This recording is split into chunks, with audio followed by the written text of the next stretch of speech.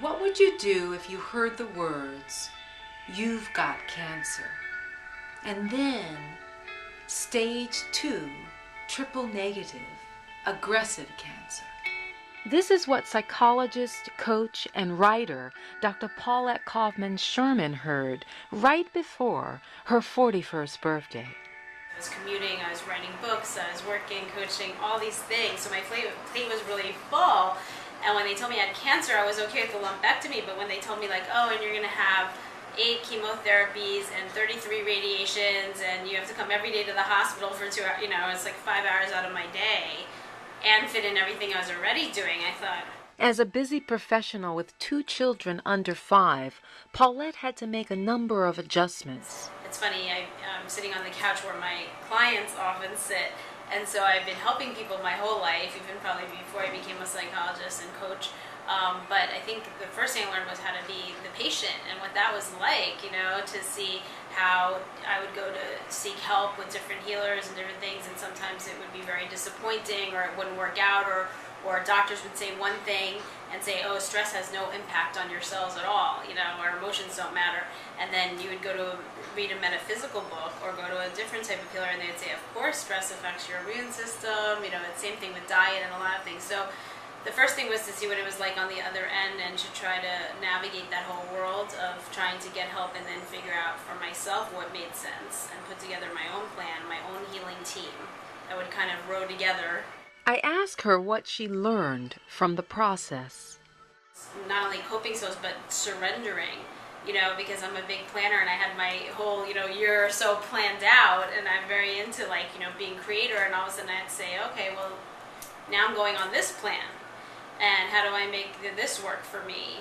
So being able to surrender more, being closer to spirit, I think, to seeing a bigger plan than maybe the one I had.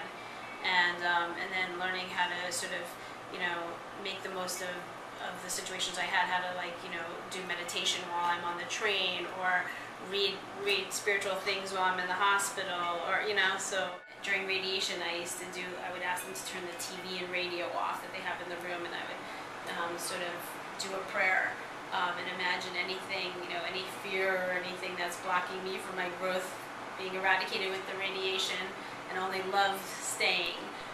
So, you can kind of, I think, use your mind, use all those tools and all those positive energy and people in your life to kind of make this a much more positive growth experience, so you don't feel like, oh, that time's just gone. You feel like it was very well spent.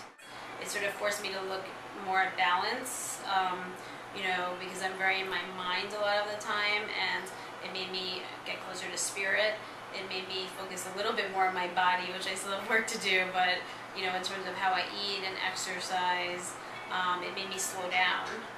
And I think it made me really have more laser focus on what was important. Paulette now believes that cancer is a part of her spiritual path. Yeah, cancer has a loud voice. I don't know if other people experience that as well, but when I found out I had cancer, I went for a walk. I live on the beach, and I asked my higher self, I said, have I done everything that I'm here to do? Because I really believe we're meant to do something while we're here and leave a legacy. So came back, yes, there were like 5 things that I really wanted to do. Like have a boy and a girl, get married to my soulmate, publish a book, get a house by the beach. Some of it sounds silly, do work that I really love and help people, and I had done like all those things. So that was really great. But then I heard, but you still have 22 books to publish, that is your legacy. It's like really clear. So she listened to her inner voice and started Parachute Jump Publishing. I just said, you know what, I'm going to start my own publishing house for now, and I'm going to publish 22 books. In fact, now when I made a list, I actually had 25 in me, and some of them were like written in my head, already, so I knew they would go pretty fast. While she was getting chemotherapy, she wrote When Mars Women Date and started another book on her cancer journey. Now I'm also writing one called The Cancer Path about my cancer experience that will hopefully help other women learn some tips that I've learned right ahead, because sometimes you're not finding things out till the end, and it really would have been helpful to know sooner. So I'm hoping that will help other women who are going through the same thing that I'm going through. I asked her to share some of her tips. Create a health team.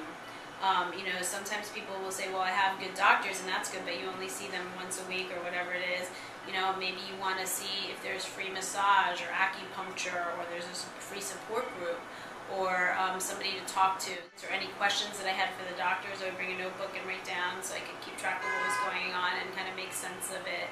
So that was, I think, really helpful, because otherwise you can kind of get resentful because your whole day is spent doing things you don't want to do, like commuting or being in the hospital, and so you can really make the energy more positive that way. Paulette feels that cancer was a wake-up call to her purpose. Yeah, I have to say that was pretty powerful, because it was sort of like this Zen stick, or this kick in the butt, that I knew kind of I wanted to write, but when you kind of face with your own mortality, it's like now or never. So just do what you love and leave your message behind. So. Have you done everything you are here to do? What is the legacy you want to leave behind? Tomorrow is not promised, so what are you waiting for? The power is in your hands.